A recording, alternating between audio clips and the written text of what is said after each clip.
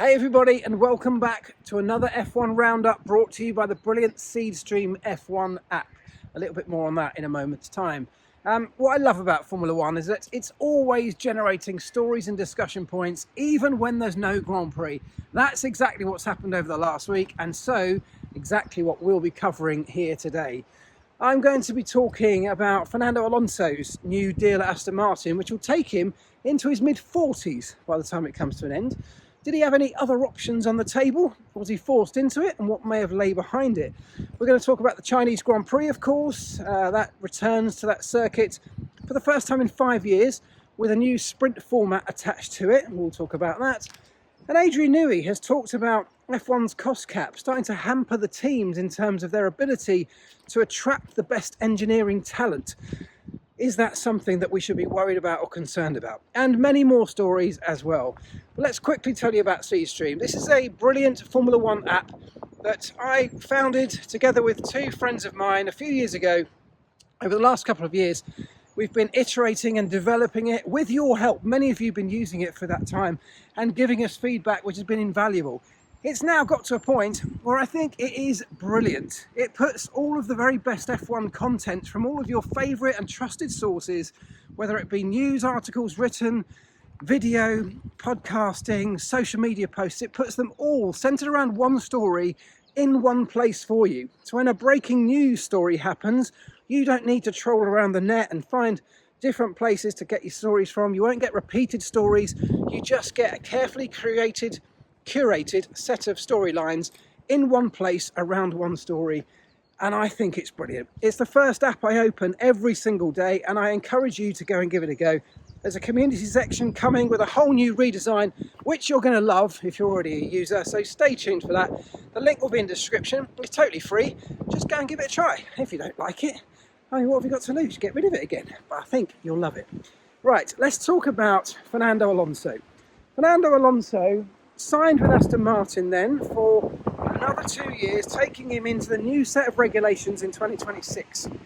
Now, there's lots of talk about why he might have chosen Aston Martin. Does he see something great on the horizon? Of course, there's a Honda relationship, which will be rekindled in that sense. Honda coming back to provide engines for the team. That might have been a slightly difficult and awkward conversation to have had. But has he seen something that really shows that there's some promise for Aston Martin on the horizon? Or, and I think this is where I probably sit on this, was it the only option he had?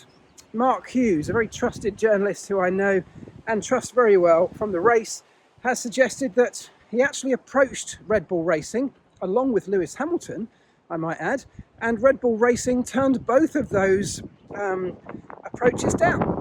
So there was no seat available for him at Red Bull. I'm pretty sure the same would have happened at Mercedes. And so in reality, what other options would Fernando Alonso have had? My personal feeling is he probably didn't have many. If you're a team boss, certainly in the top half of the grid, do you want a Fernando Alonso? I know he comes with huge experience and he's a very talented driver, but we keep seeing a more emerging trend towards younger drivers who will cost less money, but also can deliver promise on exciting racing, exciting young talent that might provide the future for a team, rather than a driver that will ultimately just come in as a bit of a stopgap for a year or two, which is probably what Fernando Alonso offers. Now for Aston Martin, that may well be great. It gives them stability, it gives them that experience when at the moment the guy on the other side of the garage just doesn't really have enough of that and isn't really delivering. So I see from an Aston Martin perspective why it works. I also see why for many other teams it wouldn't. Let me know what you think on that one. Do you know, here's another little thought on Aston Martin. What about if the big picture at Aston Martin is that ultimately Lawrence Stroll wants to sell that team? And what if he's got a plan to effectively move his son, Lance Stroll, off the F1 programme, potentially onto an Aston Martin sports car programme with a Valkyrie even, giving way to bring Carlos Sainz in alongside Fernando Alonso for the next couple of years? That, I think, would be an interesting prospect. Whether he sells the team or not, I think it would be an interesting prospect, but one to just keep half an eye on, because Fernando Alonso, Carlos Sainz, a double Spanish lineup, two good friends, two very talented drivers, could well complement each other well, I think. Again, let me know your thoughts on that. let's talk about Adrian Newey's comments, because he's talked about the F1 cost cap, meaning that because the teams are so restricted financially now, they are unable to offer the kind of salaries that some smaller, young tech startups might be able to offer engineering graduates coming out of university. F1's always been one of, if not the highest payers in any side of its industry. And personally, I feel like it should be. It's the elite, it's the pinnacle of this sport. And if we want to attract the very best talent, we have to be able to pay top dollar. The financial restrictions that F1 teams are under, particularly as Adrian Newey says, with them not really advancing and developing in line with things like inflation, really are starting to potentially restrict the teams. They're even losing existing talent to some of those tech startups outside of the Formula One industry. An interesting one to keep an eye on, and these financial regulations will just continue to develop over time. This could be an interesting discussion point that moves forward continually. Talking of teams potentially being up for sale, Alpine have categorically denied their team is up for sale. But that denial has come from their team principal.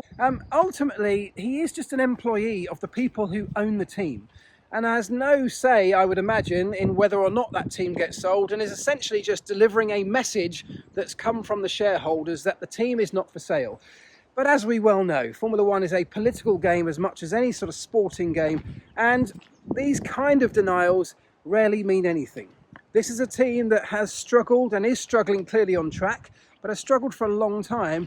If the right buyer comes along, almost any team surely is up for sale. So I would take that denial with a pinch of salt. Having said that, they have had a round of investment from outside private investors who would stand to make a lot of money if the team is now sold, because the values of Formula One teams have gone up dramatically. But also, that could be a sign that they are looking to invest and build for the future. We'll keep an eye on that one. Daniel Ricciardo gets a brand new chassis for the Chinese Grand Prix, something that he has requested, being a little bit lost in terms of his performance, not been able to find answers as to where his performance is disappearing to. Now, I've seen this many times over the years with drivers who are at a total loss as to why they are unable to perform, get the best out of the car, and the chassis is one of the very final things you can turn to when all else is lost, when there's no other answers to your questions. In all of my experience, though, a new chassis makes almost zero difference to the way that the car behaves. The one difference it can make is psychologically for the driver.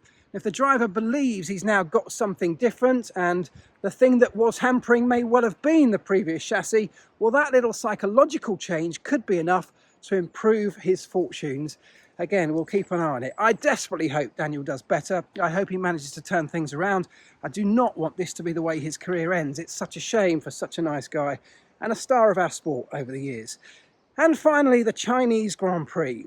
This is a circuit we haven't been to for 5 years.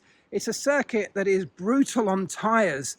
Tyre wear is high, and partly because it has this incredible turn one that just goes on and on and on forever. I put a little post up on my Instagram this morning of me driving turn one on the F1 simulator, if you want to go and check it out at F1 Elvis. But this is something that just continually punishes that front left tyre as you're pushing very hard at the start of the lap, hanging on with all of the grip that the tyre can muster, and it gradually just starts to overheat and wear. It's also a real tough circuit because there's lots of traction zones, braking and traction zones. So this really does put tyres under a huge amount of strain. Now, last time we saw unexpectedly high wear was at the Australian Grand Prix, and that was one where Red Bull really were a little bit caught out in that front. They didn't really have things under control for the whole weekend. Could we see more of that at the Chinese Grand Prix? This is going to be an interesting race because we've also got a sprint weekend with a slightly different format. Sprint qualifying, as it's now been renamed, as opposed to the old sprint shootout name. Not sure why they've done that, but they've done it. So that now happens on Friday afternoon. So you'll get sprint qualifying on Friday. The cars then go into Parc Fermé overnight on Friday, which, by the way, is great for the teams because they can't spend all night tinkering with them. They go into Parc Fermé. On Saturday morning, we will have the F1 sprint. So we'll have the race, the shortened format race on Saturday morning. And then what happens is back into Parc Fermé with the cars and straight into... sorry, no, they don't go into Parc Fermé on Saturday morning, Saturday lunchtime. They have the F1 sprint. They then go straight into F1 qualifying for the main race. So after just doing a shortened race format with all the damage and the wear that comes from that, they have to then get the car quickly turned around for qualifying for the main race. That's going to be interesting for the teams. It's going to be a busy period, particularly if you've had a difficult morning in the sprint. And then the cars go back into Parc Fermé for Saturday night ahead of the normal race format on Sunday. I would love to know your thoughts, both on sprint format in general, but also the tweaks to it and the return to the Chinese Grand Prix. I cannot wait for this weekend to roll around. It's a proper good traditional circuit that I think we'll get a real good clear picture of who's where in terms of the performance of these cars, and I'm really looking forward to it. I'll be commentating on Friday for BBC Radio 5 Live. If you're interested, go and check that out. I'd love to hear from you, and have a wonderful weekend. Don't forget to check out the SeedStream F1 app. It's totally free to download from any of your app stores. There'll be a link in the description, and I genuinely think you love it. I think you'll really enjoy it. So what have you got to lose? Go and give it a try. Tell your friends about it. There's a little predictions game in there as well, where you can get bragging rights over me and any of your friends that take part, where you get to predict the top 5 positions of the race on Sunday, and points are awarded for each, with bonus points for anyone who gets them all right. Go and check it out, have a play around, have a look around in there. A brand new redesign coming very soon, which I think will improve it even further. In fact, I know it will. So please let me know your thoughts. Have a great week, folks. I'll see you after the Chinese Grand Prix.